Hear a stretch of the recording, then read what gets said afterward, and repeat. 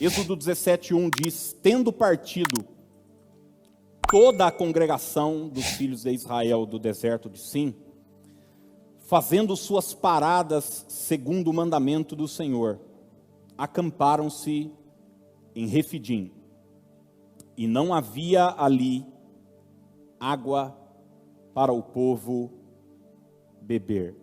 Não havia ali água para o povo beber. Existe uma frase do John Maxwell que eu acho extraordinária. Ele diz o seguinte, que a vida é 10% o que acontece comigo e 90% como eu reajo a isso.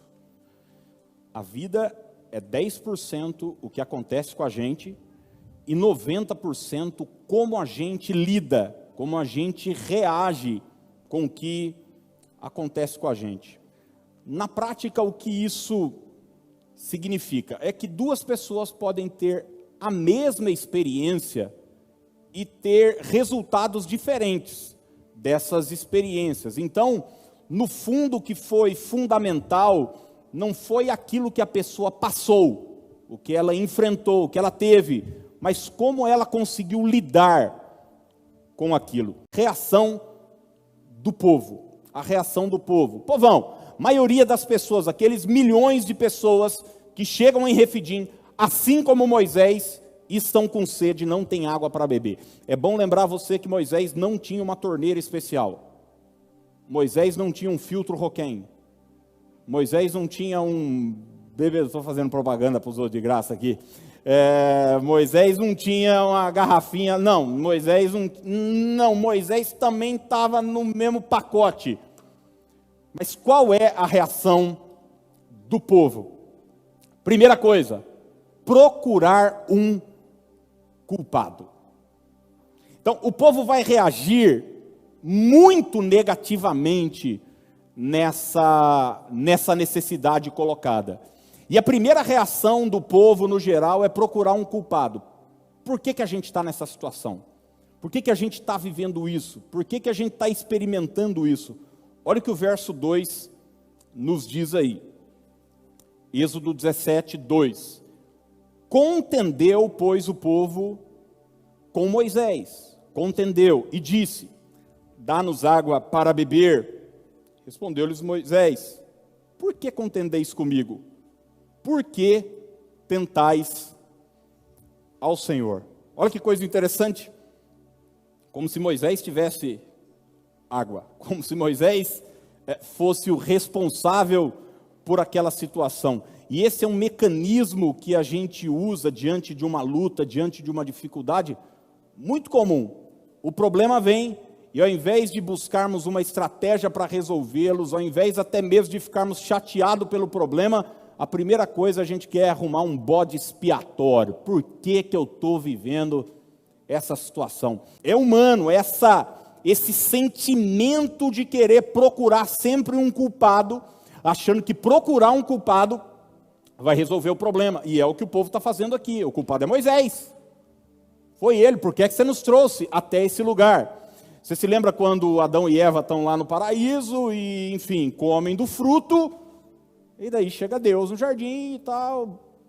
Adão, cadê você? E tal, está aqui atrás. Aquela coisa toda que você já conhece. Ele falou: rapaz, mas peraí, quem é que falou para você que você está nu? Por acaso? Só aquela pergunta, você já sabe a resposta? Por acaso você comeu do fruto que eu pedi para você não comer? O que é que Adão falou, gente? Não, comi e tal. O que é que Adão falou? Foi a mulher que o Senhor me deu. Foi a mulher, ela que me deu. O Senhor me deu ela e ela me deu o fruto. Isso não é responsabilidade minha, não. Isso é culpa dela. É a lógica do Homer Simpson, né? A culpa é minha, eu coloco em quem eu quiser. A culpa é minha, eu jogo em quem eu quiser. Deus foi falar com Eva, e Eva falou o quê? Não, de fato, me perdoe. Foi isso não? Foi a serpente. E a serpente? Coitado, não tinha mais em quem botar, só estavam os quatro ali. Os 4 ali. Mas você vê que isso é instintivo. Isso aqui é mais do que um acontecimento real. De fato, isso aconteceu no Éden. Mas isso aqui é uma prova do comportamento humano. Quando um problema surge, o nosso mecanismo de defesa, pecaminoso, errado, é procurar um culpado. Você vai ver que a reação de Saul, sempre que Samuel vai chamar a atenção dele, Saul é o primeiro rei da história de Israel, ele comete um pecado, oferece sacrifício, era atribuição de um sacerdote, e Samuel disse: que fizeste? Que fizeste? Você se lembra da resposta de Saul? Vendo que tu não vinha nos dias aprazados, os inimigos se acamparam em Miquimás, forçado pelas circunstâncias, eu não tinha recebido a benevolência do Senhor. Saul começa a tirar para todo lado. Ele disse: a culpa é sua que não chegou na hora certa, de Deus que não me abençoou, dos inimigos que me cercaram, das circunstâncias, eu sou só um coitadinho aqui que estou passando por isso. Procurar um culpado. A gente está vivendo tudo isso e está uma luta, né? Para saber, é culpa de quem? É culpa de quem? Por que a gente está nessa situação? Por que o país está nessa situação? Por que o mundo está nessa situação? É prefeito, é vereador, é o sistema de saúde, é governador, é presidente da república, é o chinesinho doidinho que comeu morcego lá, é o homem da OMS, fica todo mundo tentando procurar um culpado. Os esforços não estão em resolver o problema, muitas vezes. Os esforços estão em procurar um culpado.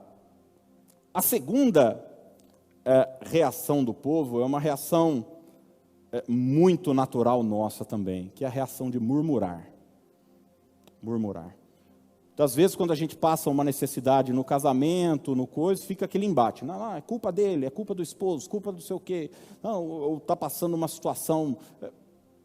essa troca, mas a outra é de começar a reclamar, começar a falar do problema. Olha o que o verso 3 nos diz, a primeira parte, Êxodo 17:3. Tendo aí o povo sede de água, o que é que fizeram, gente? Murmurou contra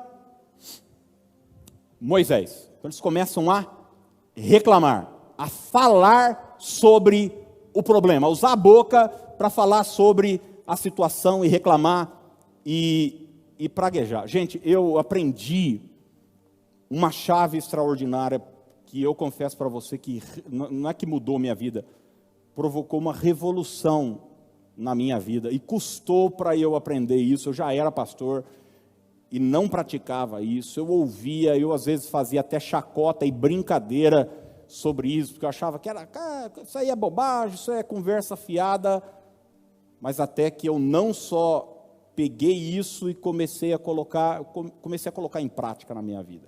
Eu aprendi que, de fato, existe poder nas nossas palavras. Tem poder. Tem poder. E eu fazia chacota assim, então, vai nascer cabelo em mim. Sabe essas bobagens? Vou ganhar na Mega Sena, vou ficar rico. Mas, de fato, existe poder. Suas palavras têm poder. A Bíblia está repleta de exemplos, de fatos. Na vida da gente, a gente vê isso, eu tenho visto, presenciado isso o tempo todo na minha vida e na minha história. As palavras têm poder. Provérbios diz que na boca, nas nossas palavras está a vida e a morte. Quem bem utiliza suas palavras vai se alimentar, vai comer o fruto, ou seja, obter o resultado daquilo que fala. Gente, isso não é autoajuda, isso é Bíblia mesmo. Isso é Bíblia mesmo. Você vai ver, o universo foi criado pelo poder do quê? Da palavra. Leia Gênesis 1 e grife na sua Bíblia todas as vezes que aparece a expressão e disse Deus, haja luz, disse Deus. As coisas foram sendo criadas pelo poder da palavra. Você vai ver as curas de Jesus acontecem pelo poder da palavra. Jesus não só, muitas vezes, impõe a mão, ou coloca lodo no olho do cego, ou fala para ele, não, Jesus ele fala, ele libera, ele chama à existência aquilo que não existe. Gente, o que é bem dizer e mal dizer? senão dizer bem e dizer mal. É isso, é você usar a sua boca, é você usar as suas palavras para abençoar e não para amaldiçoar. Mas é interessante que muitas vezes a gente não tem coragem de amaldiçoar alguém, de falar, mas a gente fala mal da nossa própria vida, do nosso próprio estado, da nossa própria situação, e entramos num ciclo de murmuração sem limites. E o ponto aqui que eu aprendi é o seguinte, gente, é que antes eu usava as minhas palavras para descrever a minha situação. Então estava passando por um momento X ou Y, podia ser financeiro, podia ser ministerial, podia ser familiar, estava difícil. Então eu usava a minha boca para descrever, para falar da minha situação. E o ponto está aqui, não use a sua boca para descrever a situação, use a sua boca para transformar a situação, para mudar a situação. Não fale daquilo que você vê, não fale daquilo que você está presenciando, fale daquilo que você deseja, fale daquilo que você sonha, fale do seu objetivo. E quando a gente usa a boca para descrever, você está vivendo uma situação de necessidade, você começa a murmurar, você começa a reclamar. Não, a minha situação e tal, agora, o que é que eu vou fazer e tal, os negócios, fechou de novo, olha e tal. Quando a gente começou lá atrás, em março, com a questão da pandemia, o ano passado, muitos amigos, colegas pastores começaram a me ligar e a gente começou a se falar, e aí, como é que vai fazer e tal? E eu vi muitos começarem a usar a boca para descrever a situação. Cara, o país já não está bom, a coisa já não está boa, vai ficar pior ainda. Imagina você, nós, a igreja, tem suas responsabilidades também econômicas e as pessoas vivem de doação, né? A igreja vive de doação, como é que vai? Naquele momento eu tomei uma decisão, falei, Deus, eu não vou usar minha boca para falar daquilo que eu estou vendo, eu não vou usar minha boca para falar daquilo que eu estou sentindo, eu vou usar minha boca para falar daquilo que eu creio. Nada vai nos faltar. O Senhor vai abençoar, o Senhor vai fazer coisas sobrenaturais. Quando você murmura, é como se você desse licença ao diabo para te destruir. É como se você estivesse dando munição para o inferno. Munição para o inferno. Então, sempre que alguém chega para mim e me diz algo assim, que o primeiro instinto é o de reclamar, é o de falar, não posso, não consigo, não é para mim, eu não tenho condições, eu paro e digo, agora não. Eu nunca digo eu não posso, eu não tenho recurso. Não, eu não vou dar munição para o inferno. Eu vou usar a minha boca como agente do céu, como semente para que Deus cumpra os propósitos dele na minha vida. Murmuração é um caminho perigoso. Você vai ver 1 Coríntios capítulo 10, verso 10, Paulo disse o seguinte, nem murmureis, falando desse povo aqui, como eles murmuraram e foram destruídos pelo exterminador. A murmuração provoca destruição.